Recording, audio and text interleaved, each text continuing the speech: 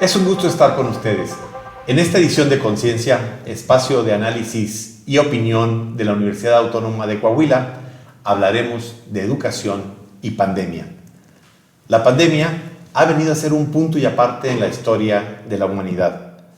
Ha dejado cifras alarmantes. Más de 6.3 millones de personas han fallecido oficialmente por el virus. La cifra, según algunas proyecciones de instituciones mundiales, podría haber llegado a 15 millones ya. En México, la cifra alcanzó 650,000 personas fallecidas por el COVID-19 y oficialmente más de 7.1 millones de personas fueron contagiadas en el país. Hubo otros daños colaterales para la sociedad. La educación.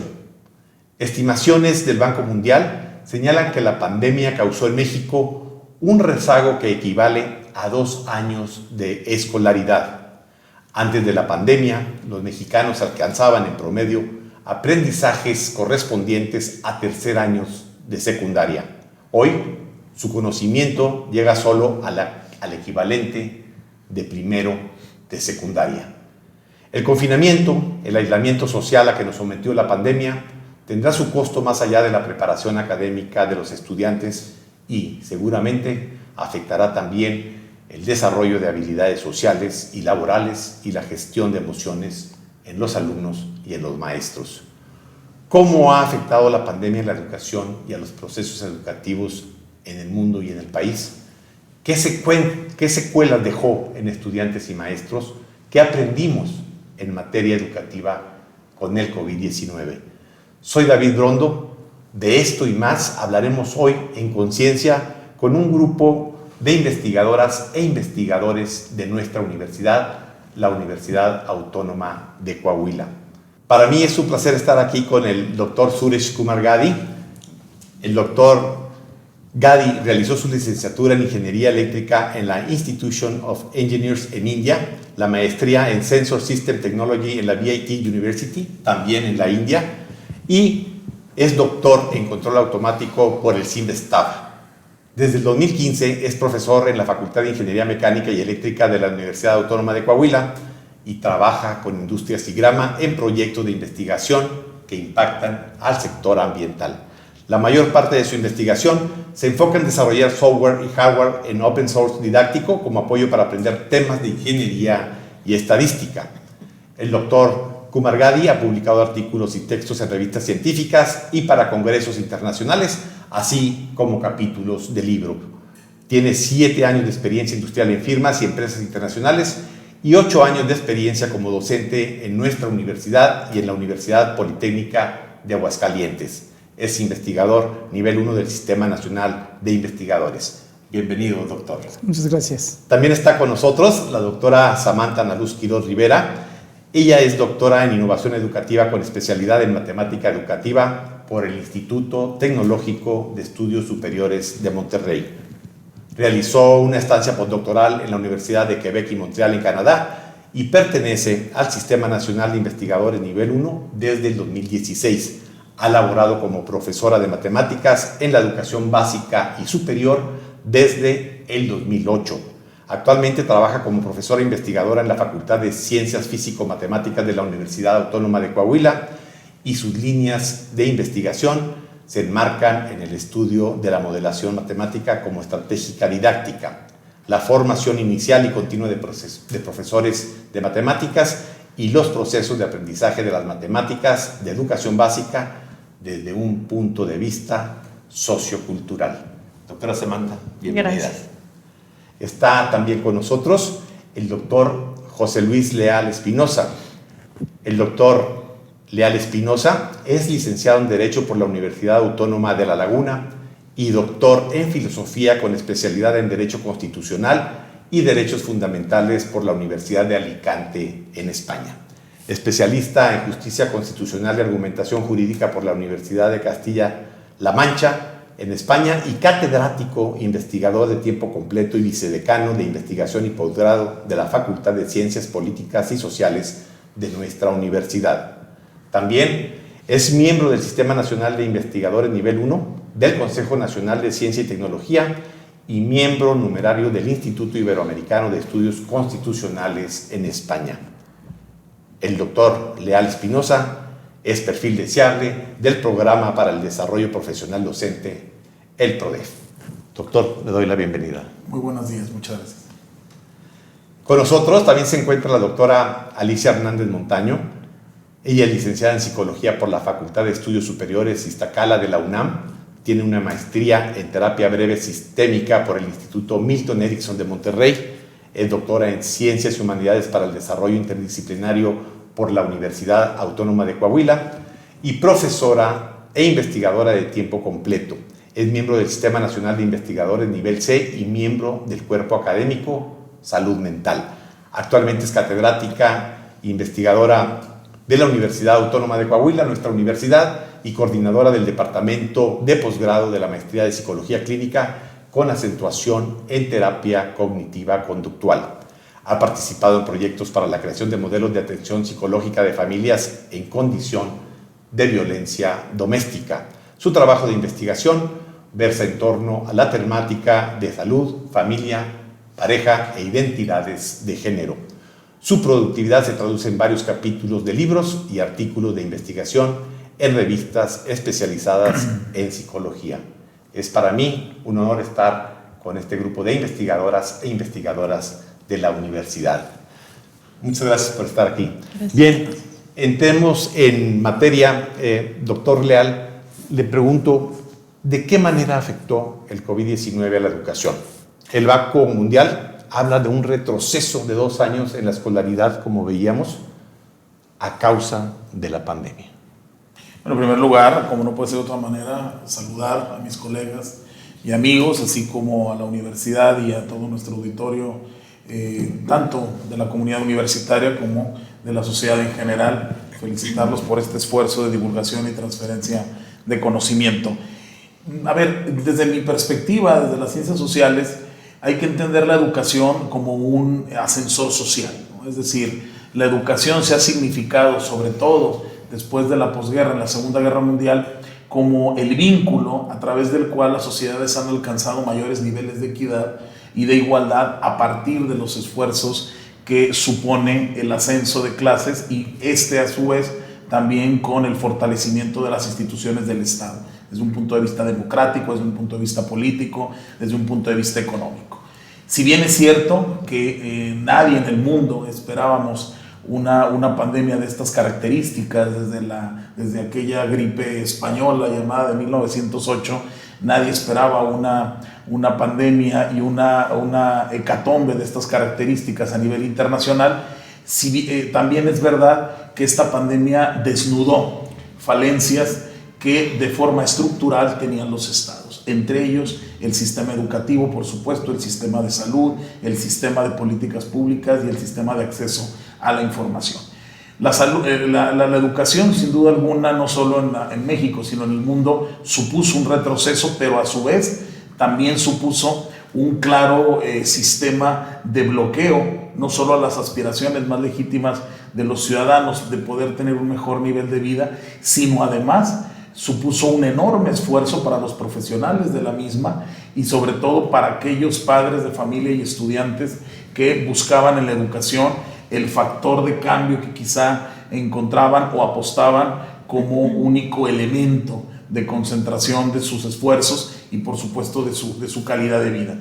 Sin duda alguna, el proceso de recuperación económica irá muy de la mano de la educación, porque estoy convencido que si la educación ha sufrido un retroceso, eso se verá reflejado no solo en las generaciones futuras, sino también en las estructuras sociales y de política pública que entienden que la forma más efectiva de garantizar la educación es apostando por unos presupuestos públicos que garanticen un estado de bienestar.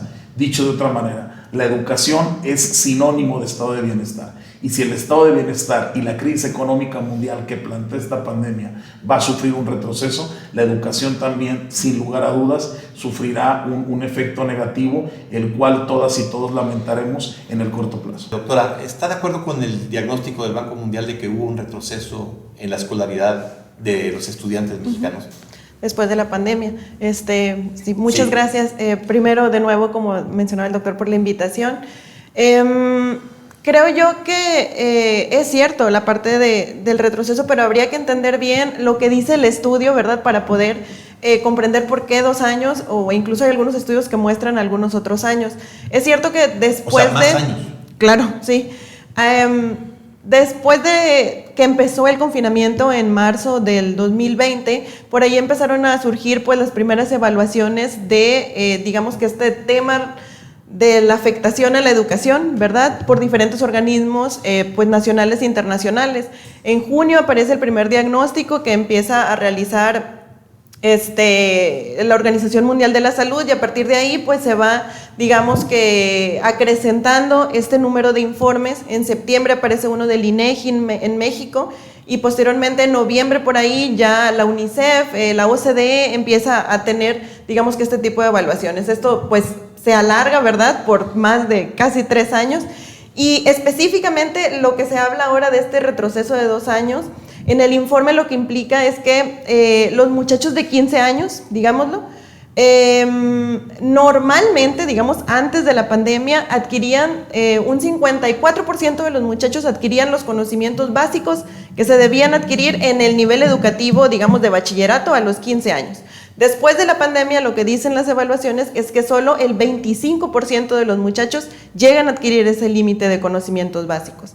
Entonces, de ahí que, pues, hablan de un retroceso. Algunas investigaciones dicen de 2 años, algunas otras de 3 años, pero digamos que eso es lo que significa ese retroceso, ¿verdad? Que menos alumnos alcanzan los conocimientos que se debían alcanzar en ese nivel educativo donde se está evaluando.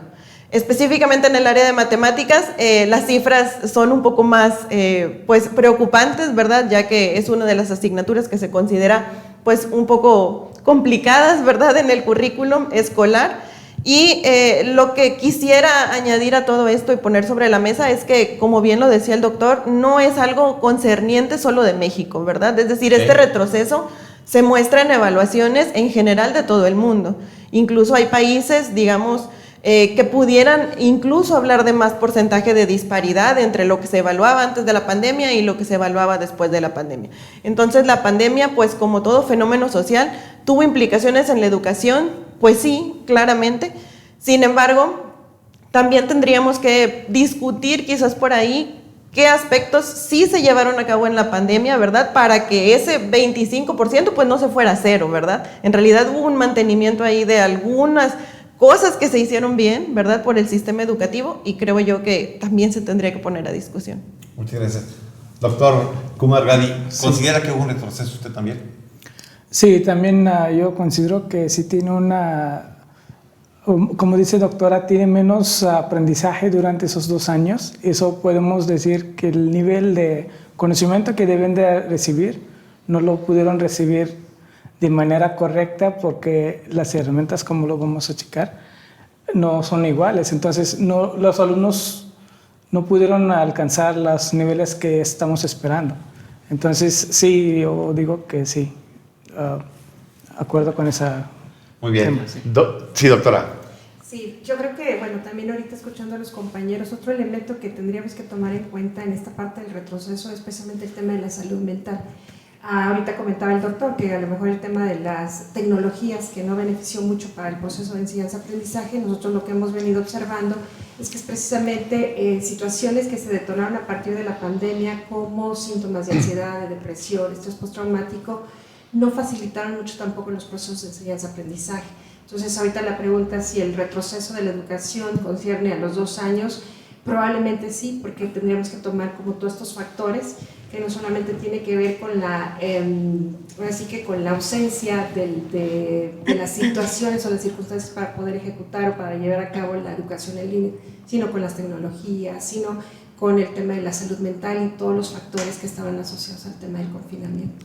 Ese es un tema muy interesante, doctora. Si nos permite, ahorita volvemos con usted para hablar sobre problemas de salud mental, sobre otras secuelas que tuvo la pandemia tanto en alumnos como maestros desde el punto de vista psicológico. Voy con el doctor Leal Espinosa. Doctor, parece que la pandemia nos pescó a todos con la guardia baja. En México, la educación, como todos sabemos, es sumamente tradicional. al menos en las escuelas de educación básica y educación media, la educación en línea nunca fue una práctica común hasta antes de la pandemia. La educación aquí es básicamente presencial. Cuando llegó la pandemia no había una cultura, no había recursos, no había preparación, no había tampoco procesos de enseñanza de aprendizaje a distancia. ¿Cómo nos fue y qué debemos ver de cara al futuro? Sí, bueno, a mí me gustaría, en alusión o en seguimiento a lo expuesto por mis colegas y a la luz de su pregunta, dejar 3 temas sobre la mesa en este tipo de discusión, ¿no? En primer lugar, es cierto, tenemos una educación tradicional, pero como la tiene prácticamente todo Occidente. Es decir, la educación, y esto hay que destacarlo, no solamente es un proceso de adquisición de conocimientos, sino también se debe brevar en la educación aspectos como el enseñar a las personas a ser seres gregarios, con lo cual la educación presencial es en este caso insustituible, más allá de que se tuvieron las tecnologías y que, como señala la doctora, efectivamente hubo unas resistencias que permitió a México no caer a niveles que incluso países de nuestro entorno e incluso en Europa que tienen crecimientos económicos o estructurales en teoría más fuertes que nosotros, no lo resistieron, con lo cual en ese sentido creo que México pudo, dentro de la gravedad de la situación, resistir. Entonces, en primer lugar, sí, la presencialidad es fundamental, pero también debo destacar a veces la quimera o la utopía en la que creemos o queremos entrar en diferentes situaciones. Antes de la pandemia se hablaba de que estábamos en la era de la digitalización, en la era de la conectividad, en la era de la información. Se vino la pandemia y si algo se demostró es que esto era una falacia, es decir, no existía tal conectividad, no existía tal sociedad de la información interconectada o digitalizada. Teníamos casos muy concretos, por citar alumnos que eran 3 alumnos en casa y que había un solo celular o había una sola computadora en el mejor de los casos. Tuvimos un retroceso no solo como universidad, sino el conjunto de las universidades públicas en donde alumnos se tuvieron que dar de baja por no tener un aparato inteligente donde conectarse a tomar clase. Y muchos de ellos incluso por ayudar a la economía familiar. Es decir, creo que sí una gran lección, además de la desnudez en materia de salud, que eso era más que evidente por las estructuras que ya todos conocemos y que desde luego hay falencias muy marcadas. En la materia educativa queda claro que estamos muy lejos de esa era digital, estamos todavía muy lejos de esa era de la interconexión y estamos todavía muy lejos de hacer tutelable y accesible un derecho a la información adecuado, porque en el siglo XXI, en la era de las tecnologías, ahora que se habla del analfabetismo funcional, de aquel que no domina un segundo idioma o no domina las tecnologías de la información, me queda claro que México tiene mucho por hacer y aquí se genera una política pública, se ocupa una política pública de alto alcance a nivel de Estado para poder garantizar un derecho que en teoría deben tener todos por ser un derecho humano y que evidentemente todavía no lo tenemos del todo garantizado. Muy bien. Doctora Quiroz, la pandemia nos pegó a todos, pero a algunos les pegó más duro todavía, aquellos sectores más desprotegidos de la sociedad. Así es. Retomando un poco las ideas anteriores, yo no quizás cambiaría la palabra por ahí de educación tradicional, a lo mejor a una modalidad presencial escolarizada, ¿cierto? Okay. Es decir, el sistema educativo de México, tanto en la parte de educación básica como la mayoría de las universidades, pues trabajamos en una educación escolarizada, el maestro frente al alumno, trabajando de manera presencial sincrónica, ¿cierto? Entonces, la pandemia, al final de cuentas, hizo que nos moviéramos de manera emergente y de manera bastante, pues, inesperada, ¿verdad? Nos trasladáramos hacia una modalidad de educación a distancia. El paso de la educación a distancia, claro, no fue sencillo para nadie, y ante la pregunta de cómo, al final de cuentas, reaccionó este sistema educativo, ¿verdad?, en México específicamente, creo yo que, pues, pudieran enumerarse puntos a favor y puntos, quizás, debilidades por ahí, pero yo quisiera a lo mejor destacar algunos esfuerzos que sí se realizaron y que sí se pusieron en marcha. Excelente. Entre ellos, por ejemplo, el sistema Aprende en Casa, ¿verdad?, que desarrolló el gobierno de México, donde pues para estas comunidades donde quizás no tendrían acceso a algún sistema de internet, pues entonces este sistema de televisión, que de nuevo hay investigaciones que lo critican o que dicen sus fortalezas, pues al final de cuentas llevaba estas clases a alumnos que quizás no tenían acceso a internet, pero sí tenían acceso a una televisión satelital. O sea, se buscó garantizar por todos lados la cobertura. Claro, estaba el sistema Aprende en Casa, también hubieron el Canal 11 del Instituto Politécnico Nacional también trataba de apoyar con algún tipo de programación para los alumnos y maestros, sobre todo de educación básica. Algunas fundaciones privadas, como la Fundación Carlos Slim, tuvo por ahí también una página de internet donde puso a disposición de las personas en general, ¿verdad?, acceso a ciertas clases. Digamos que en esta nueva realidad, ¿verdad?, una de las cuestiones más problemáticas para los maestros, por ejemplo, fue la falta de habilidades digitales en muchos de los casos, no en todos, para poder trasladar esta educación presencial, ¿verdad?, la metodología, los materiales, las estrategias, a una educación a distancia. Entonces ahí también hubo una iniciativa de la Secretaría de Educación por finales del 2020, donde se pusieron por ahí a disposición de profesores algunos a programas en línea, ¿verdad?, donde se trataba de hacer diplomados para capacitar ante las habilidades digitales a los maestros, que digamos que a lo mejor no todo el mundo tomó, ¿verdad?, porque claro que los maestros también tenían sus propias preocupaciones económicas, de salud, etcétera, etcétera, pero pues por ahí estuvo al alcance de ellos, al alcance en general de la mayoría, ¿verdad?, de los maestros. Y solamente quisiera destacar, que creo que quizás más adelante se va a comentar, pero el papel fundamental de los profesores de los diferentes niveles educativos, ¿verdad?, y su reacción emergente, sin a veces estas habilidades digitales, sin a veces hardware en su casa, ¿verdad?, una computadora, sin a veces conectividad, sin a veces, digamos que un entrenamiento previo para cómo trasladar a esta nueva modalidad, y que aún así, pues en palabras mundanas se pusieron la camiseta, ¿verdad?, y al final sacaron adelante muchísimo trabajo con los alumnos. Muchas gracias, doctora. Doctor Kumar, en temas de tecnología, ¿qué recursos tuvimos y qué recursos no tuvimos? ¿Cuál es su visión como experto en el tema? Sí, en la parte de tecnología puedo dividir en dos partes. Una es la infraestructura que tienen los estudiantes en su casa. La infraestructura, por ejemplo, si tiene un celular ya atienden las clases, pero a veces las pantallas muy pequeñas necesitan una computadora para hacer varias cosas. Y casi siempre en una casa tiene una computadora, al máximo no van a tener una computadora para cada persona. Y es un problema de infraestructura que yo veo en los alumnos, que en general cuando doy la clase en línea. Y otro problema que yo veo en mismo tipo de infraestructura es cuando vamos platicando o cuando damos las clases, o los estudiantes, en el mismo tiempo están conectadas hijo, su mamá, su papá, entonces los tres tienen que estar en un lugar que quieren hacer una interacción con otras personas en línea. Eso es algo que es la primera vez que está pasando en su casa y los tres no tienen infraestructura lista para que lo puedan hacer. Hay posibilidad por el error de no tener tanta internet, la rapidez de internet, no pueden poner video, o otro problema es no tienen tres dispositivos que son suficientes para instalar las aplicaciones que necesita. Por ejemplo, nuestra universidad usa el Teams, el Microsoft Teams. A veces los alumnos que tienen celulares no son capaces de instalar esa aplicación. Entonces, a veces ellos tienen que usar de la de su papá.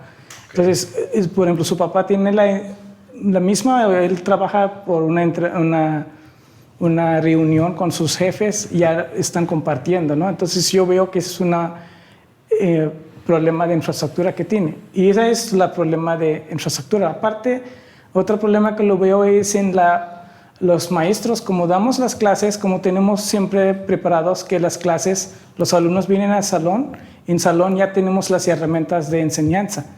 Y entonces los maestros con muy poco tiempo como que nos dejaron que empezamos la de distancia las clases. Entonces nos hizo un poco difícil, o en general los maestros, nos hizo difícil de cómo cambiar esas herramientas a herramientas digitales para que todos los alumnos tengan en su mano.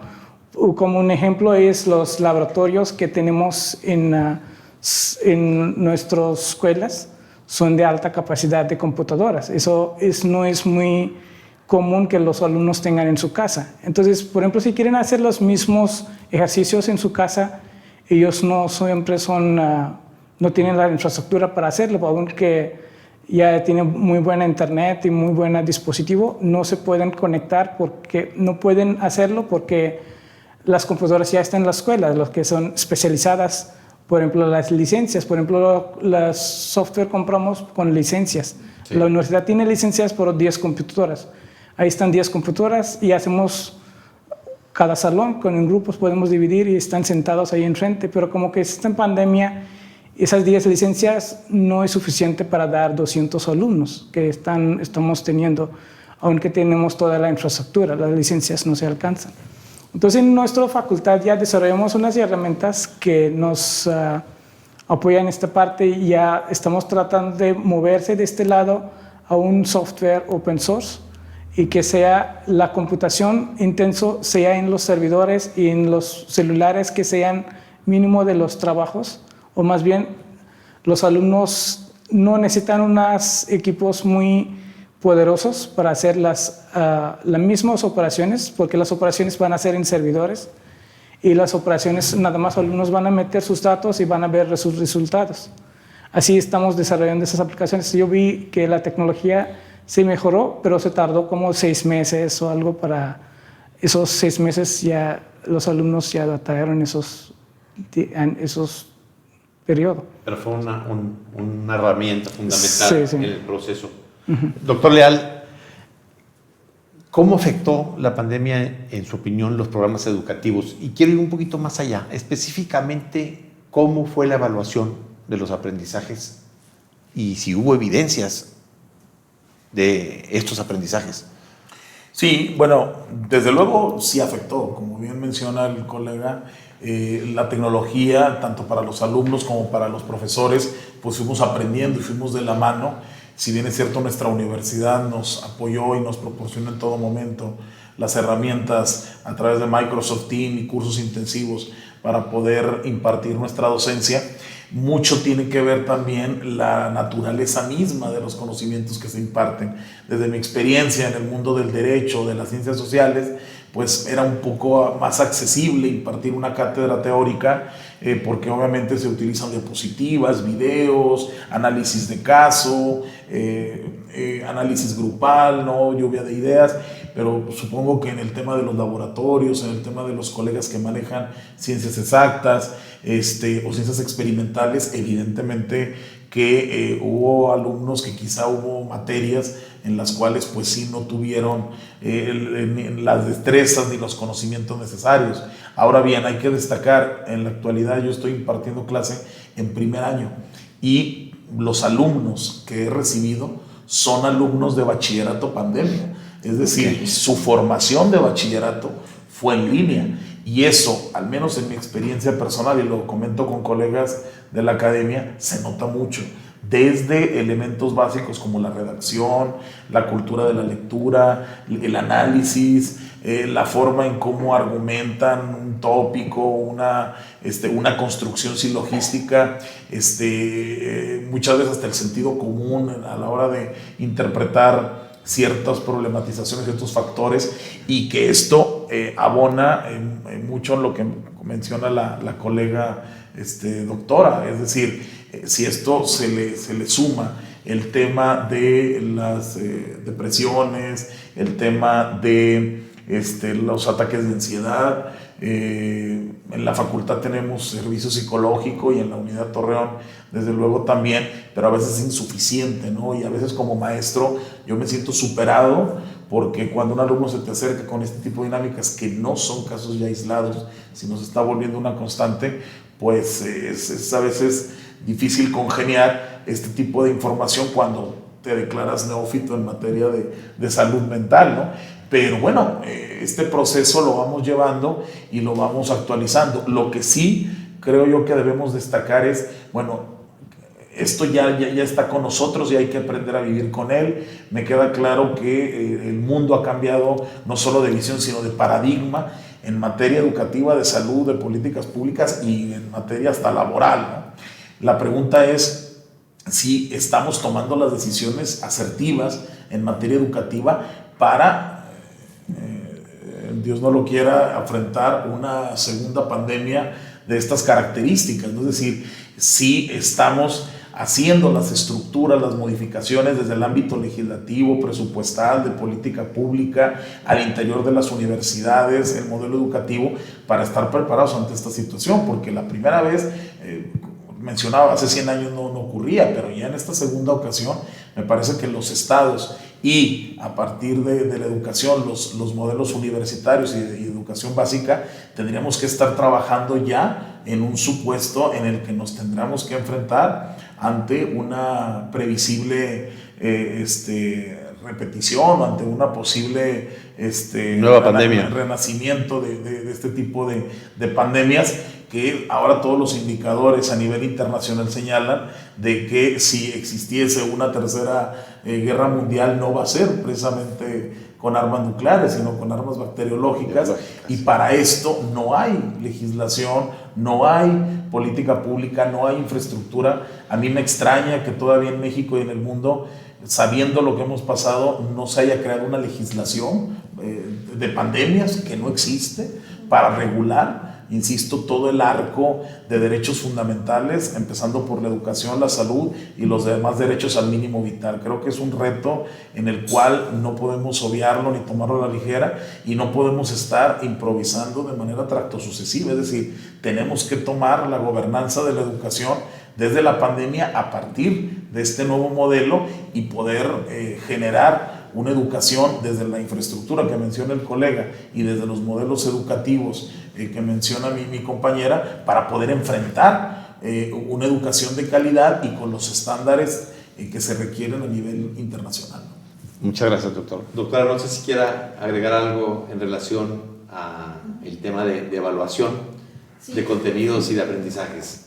Pues siguiendo un poco con la idea de mi colega doctor, creo yo que estas nuevas reformulaciones que quizás se tienen que hacer van a partir también de lo que al final de cuentas aprendimos, ¿verdad? Y no solamente me refiero a los alumnos y su evaluación que actualmente se está llevando a cabo, sino lo que aprendimos como sociedad y como personas que estamos implicadas en el ámbito educativo de lo que sucedió.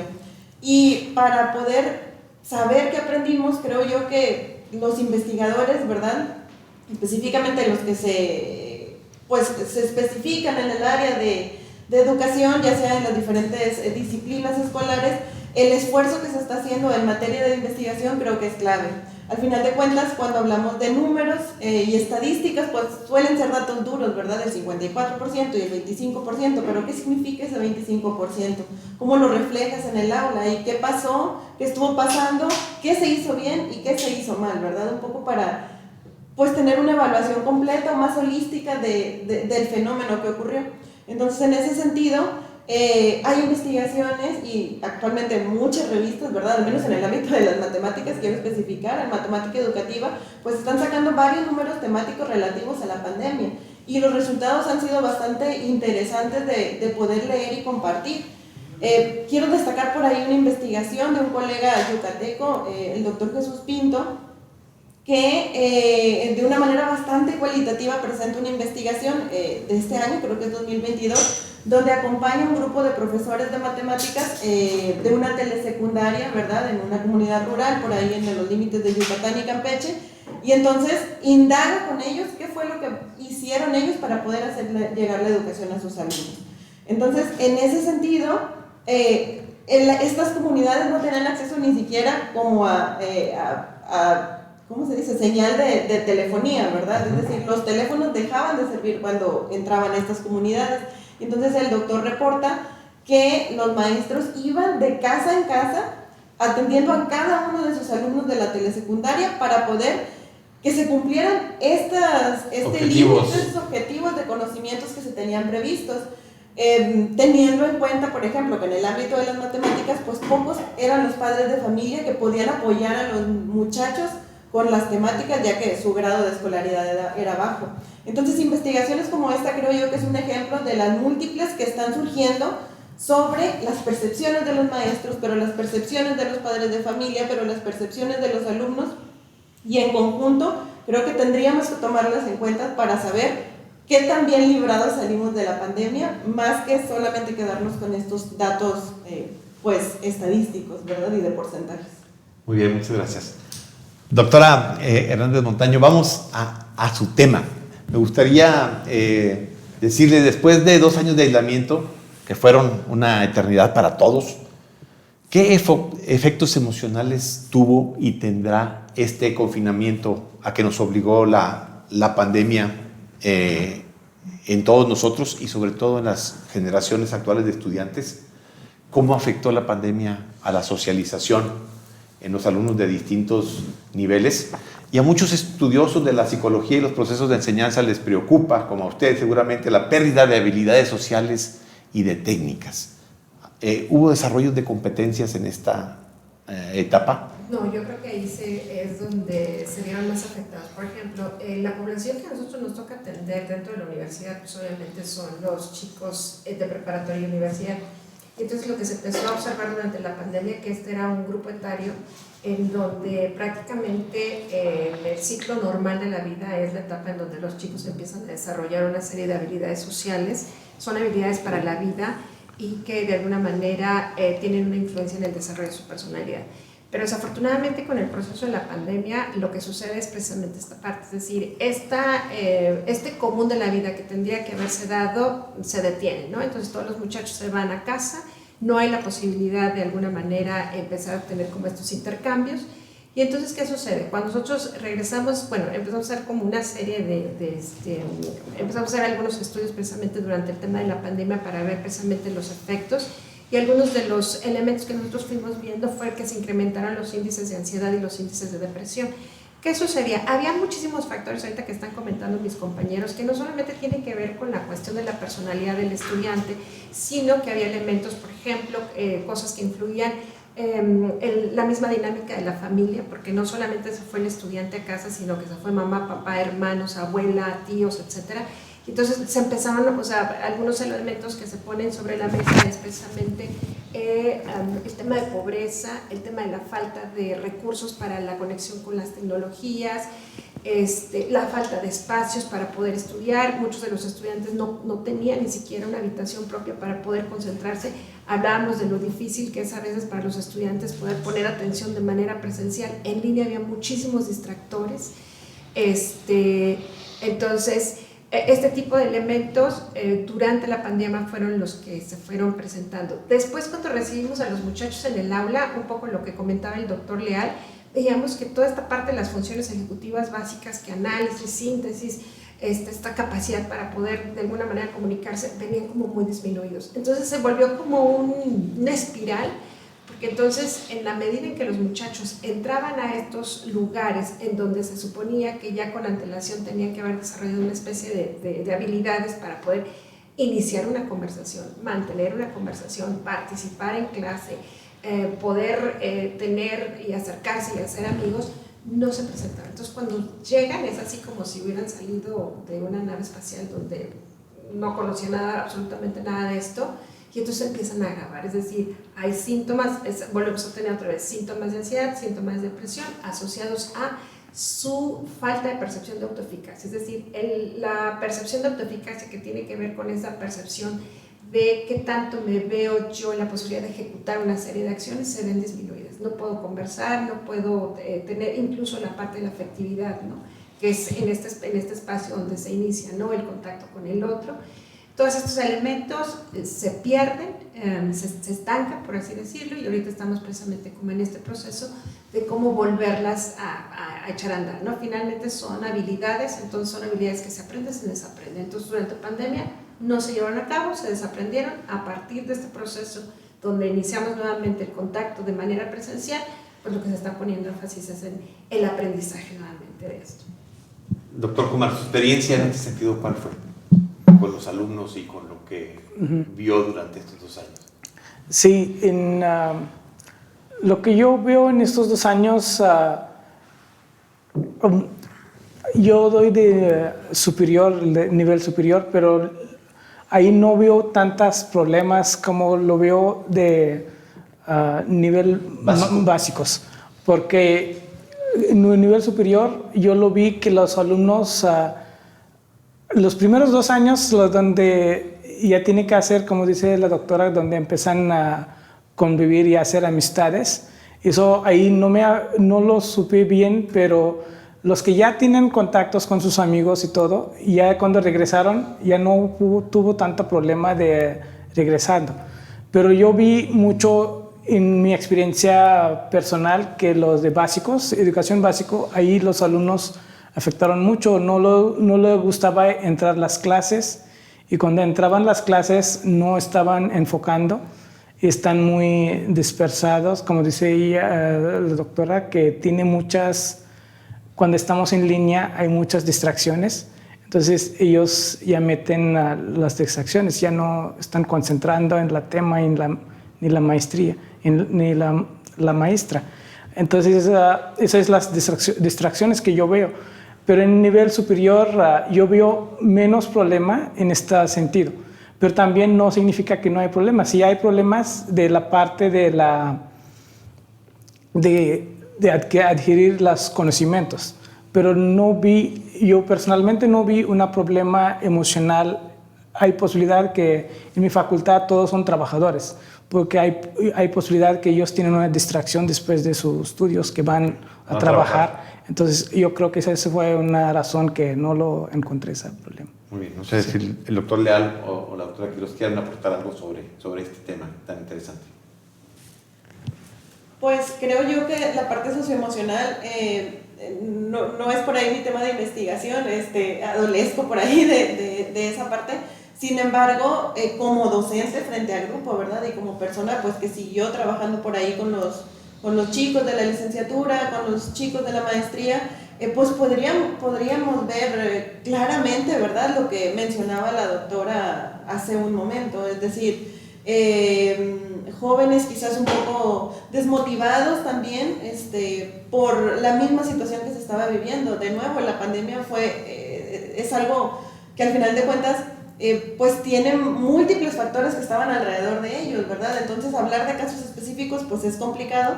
Sin embargo, sabíamos que nos estábamos enfrentando a muchachos o a personas, ¿verdad? Que estaban, adecuándose a una educación en línea, cosa que no es sencillo. Ya de entrada el estudiar una educación en una modalidad a distancia pues tiene sus características específicas.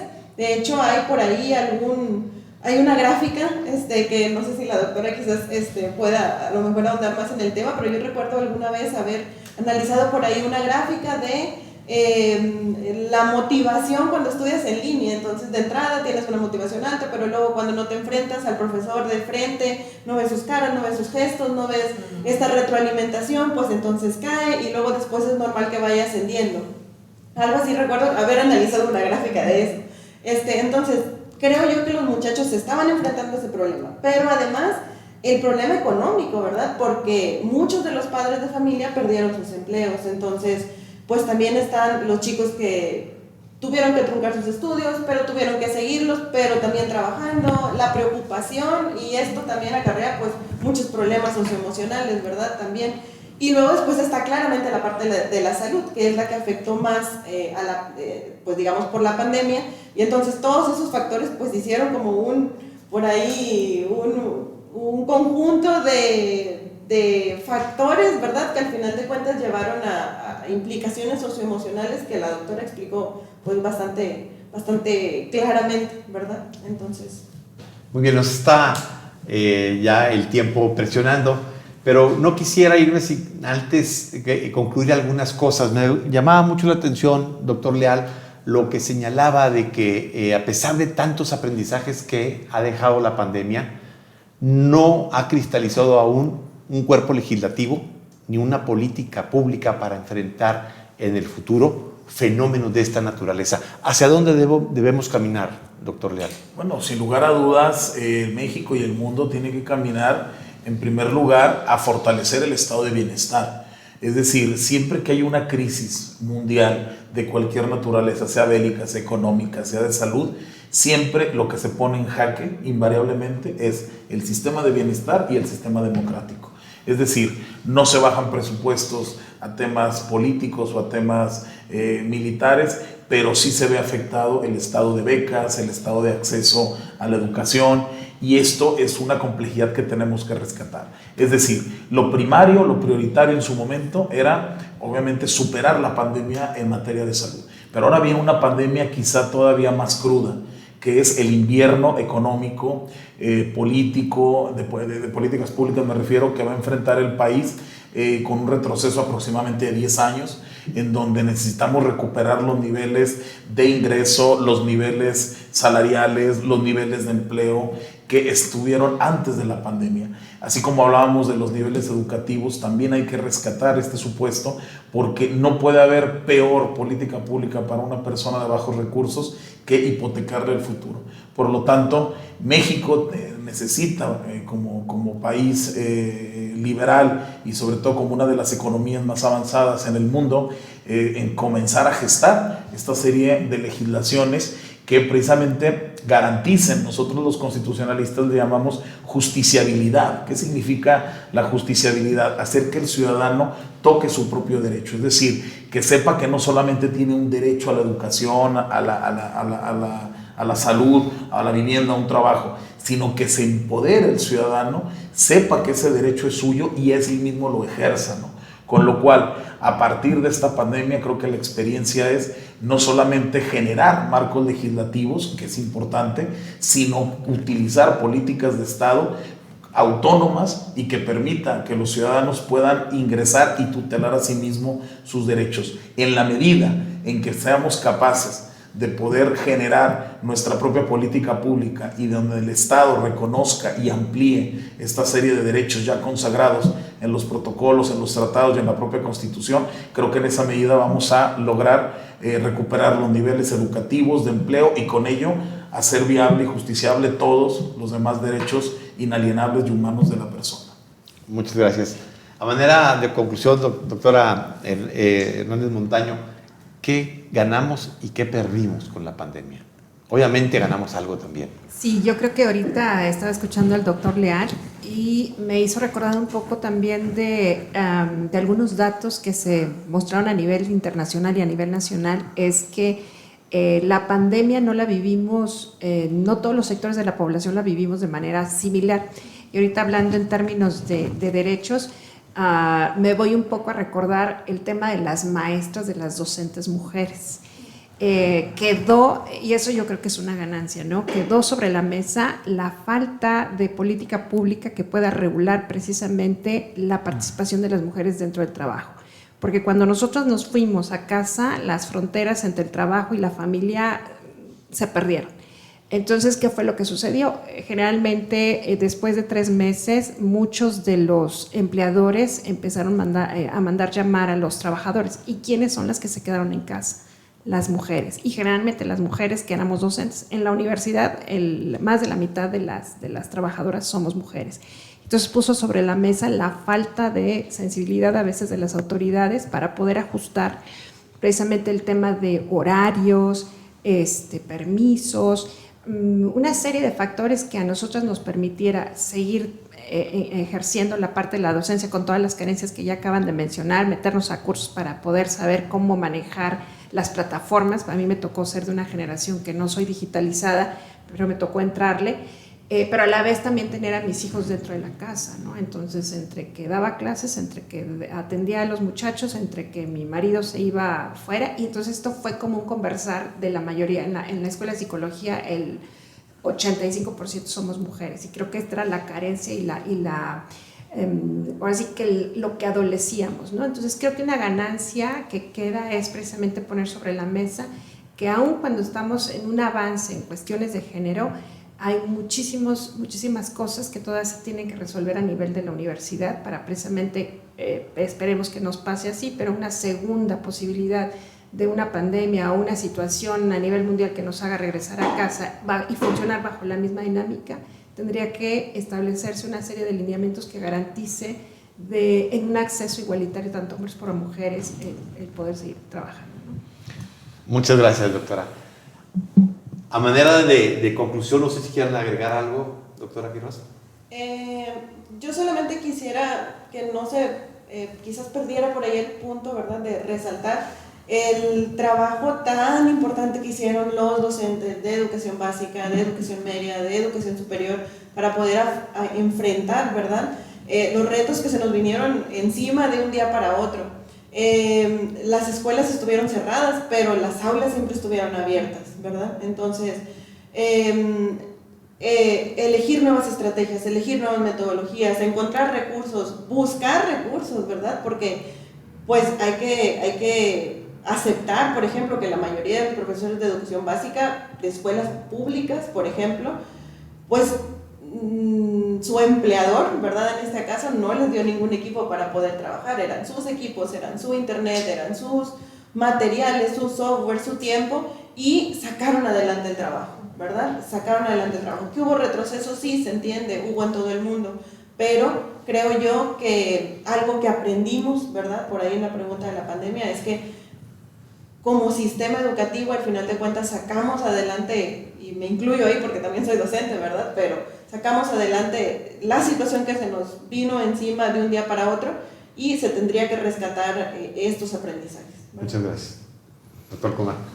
Sí, yo digo que si lo que aprendimos estos 2 años, ya como estamos regresando a normalidad ahorita, pero no vamos a olvidar lo que pasó, porque en unos días antes tuvimos sismos en Colima.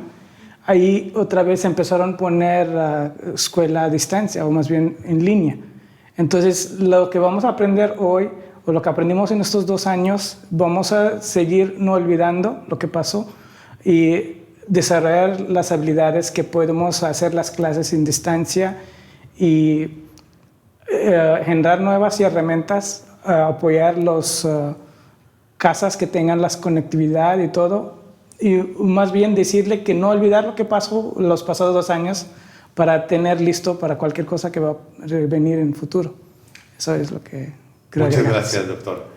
Agradecemos a las y los investigadores de nuestra universidad, la Universidad Autónoma de Coahuila, por participar en Conciencia, este espacio para el análisis y la discusión de temas que tienen que ver con la ciencia, la educación y todo aquello que le interesa a la sociedad. Soy David Brondo, muchas gracias por su atención.